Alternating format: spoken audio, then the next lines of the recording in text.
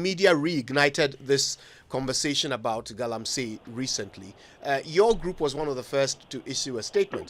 Now, government, through the Ministry of Lands and Natural Resources, they've outlined their plan.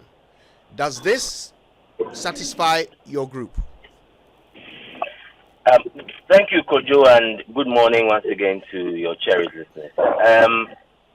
Indeed, to summarize my feelings or our feelings is to say I'm disappointed, and but we are happy that following the release of our statements from the coalition of the unions and associations in health, there's been an upscale in terms of responses and activism towards making sure that this canker is nailed.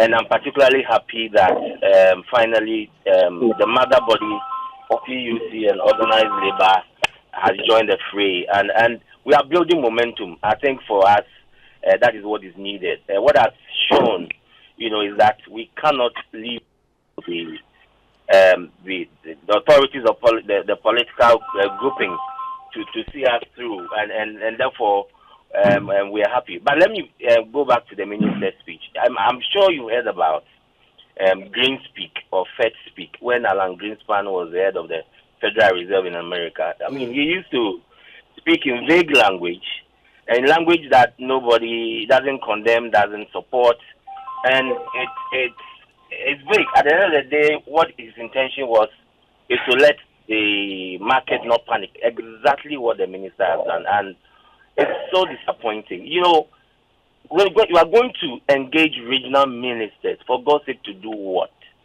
They've done that in the past. It hasn't worked. They are complicit, as the evidence has shown over time. So, reformative and enforcement at the same time. Who are you going to reform? These are sworn enemies of the state, trying to pillage the natural resources that God has bequeathed us. So for us, it is like, there's nobody to help. And I'm happy that our efforts are now coming together so that as citizens, and we're told to be citizens, we will, take the bull by the horn, grab the opportunity and say that if authority or leadership has failed, as ordinary citizens or ordinary Ghanaians, we will not fail ourselves, because you see, our children and children's children will not forgive us if we don't nip this, now, and the future will never forget.